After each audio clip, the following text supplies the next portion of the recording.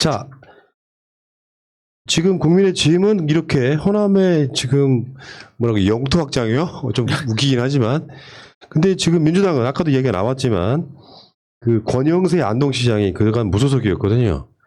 그래서 경북에 민주당의 이분이 입당함으로써 경북에 구미시장하고 권영세 시장하고 지금 지자체 기초단체장을 2명을 갖게 되는 상황. 거기 가면 지금도 무소속이 뭐 2~3명 더 있거든요.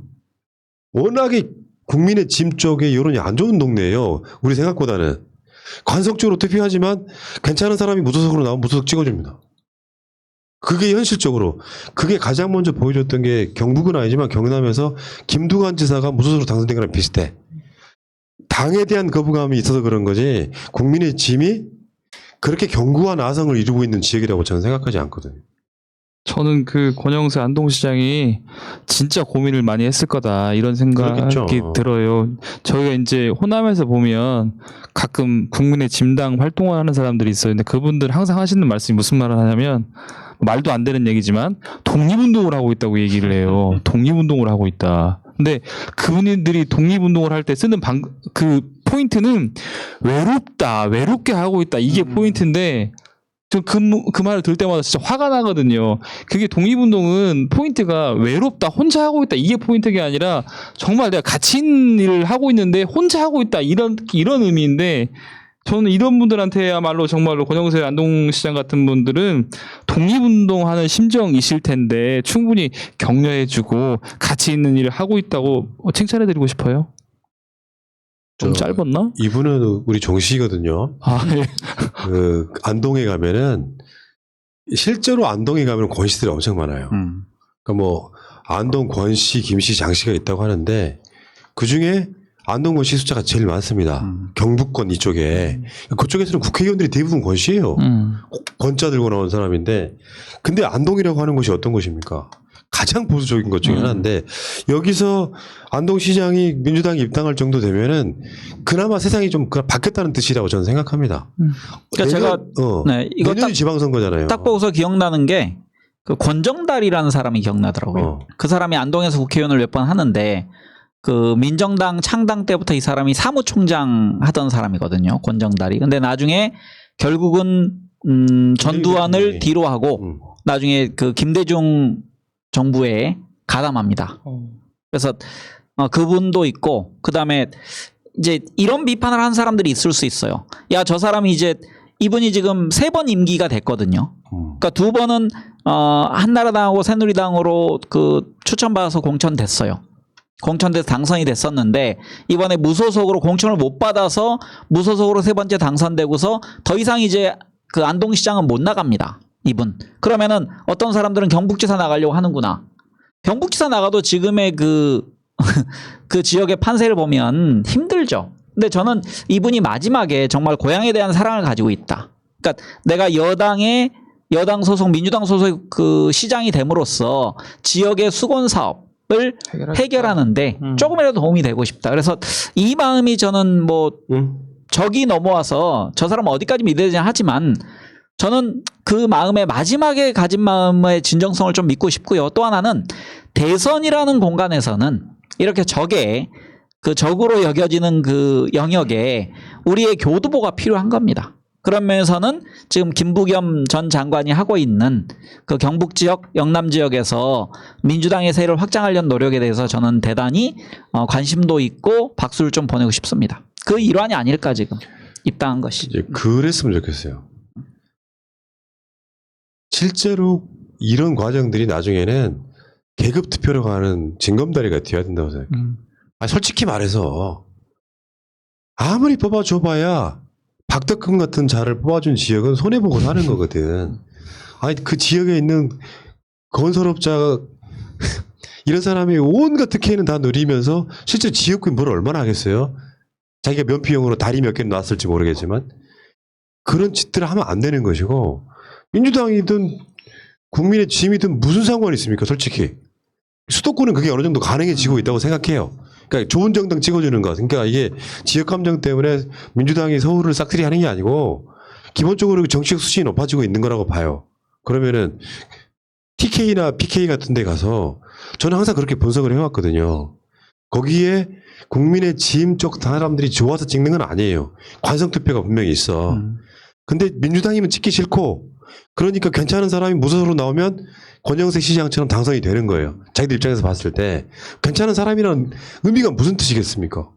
거들먹거리는 사람이 괜찮은 사람이 아니고 실제로 이 사람은 결이 민주당이나 비슷한 사람인 거야. 그러니까 무소속으로 나가도 찍어주는 거예요. 근데 그쪽 당의 후보로 나왔던 사람은 국민의힘 그 당시에 그 자유한국당 같은 당명을 미래통합당이죠 들고 나왔어도 지역에서 신망이 없는 사람인 거예요. 저런 싸가지 없는 새끼를 공천했다고 생각을 하는 거거든요. 그러니까 제가 그 총선 전에 했던 이야기를 한번 민주당 쪽에서 귀를 좀 기울일 필요가 있는 게 TK 쪽이나 PK 쪽에서 기본적으로 지금 그 TK 쪽에서 그러니까 부산, 경남, 울산 쪽에서 득표율이 40% 정도 돼요. 민주당이. 조금만 더 푸시하면 된다고. 그러니까 총선 전에 내가 꽤 오래전에 무슨 얘기를 드렸냐면 TK에 괜찮은 인물들을 공천하는 걸 해야 된다는 거예요.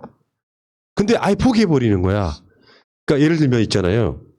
그중에 대표적인 사람이 김수현 실장이었어. 전 실장. 그 양반을 대구나 이런 쪽에 내려가라. 그 양반 결국은 포기했거든요. 청와대 얼마 전까지 정책실장했던 사람 등등이 떨어질 걸 계산하고 내려가요. 그리고 나면 그게 이제 씨를 뿌리는 거거든. 근데 그게 안 되는 상황이었던 것이 분명히 있어서 이렇게 영입 케이스도 생긴다고 보는데 어쨌건 포기하지 않으면 저는 뭐 대구 경북에서 비율이 한 2대1 정도로 민주당 국회의원들이나 지자체장들이 나와 있다고 생각합니다. 아니 이번에 그 우리 정부에서 뭘 했냐면요. 4.15 총선에서 그 대구 경북 지역에서 공천 받았다가 낙선한 분들을 공공기관에 그 많이 이렇게 좀 보임을 시켰습니다. 저는 그게 정치적으로는 상당히 올바른 행태다. 그러니까 언론은 거기에 대해서 부정적으로 언급을 했지만 뭐 낙하산 공천 아니면은 뭐 나중에 총선에 대한 보은 뭐 이런 식으로 했는데 아니 정당 정치에서 그 낙선한 분들에 대해서 그리고 험지에서 낙선한 분들에 대해서 그 정도 자리를 주지 않으면 그게 의리가 있는 정권인지 그래서 저는 이제 특히 대구 경북 그다음에 뭐 부산 경남 쪽에 그런 인사들이 많이 나오고 좋은 인사들이 나오고 낙선하면 우리가 또 정부 내에서 자기의 역량에 맞게 일할 수 있는 자리를 줄 테니 거기서 경력을 쌓아서 또 다음에 또 도전하시라 이런 용기 있는 선순환 과정으로 가는 게 좋다고 생각합니다. 네. 바람직하죠. 저한테도 그런 자리를 준 다음에 저쪽으로 가 하면 한번 뜰 자신 있는데. 이보세요. 네. 준비한 왜 이러세요? 오늘 너무 들이대나? 자, 그때 그 지역 감정이라는 게 지금 이제 내후년이면은 한 얼마 남지 않았거든요. 대통령 선거나 지방선거 등이 한꺼번에 치러질 가능성도 있을 정도의 어마어마한 선거 빅뱅이 오는 상황 아니겠습니까? 대선과 지방선거가 동시에 치러진다고 생각하거든요.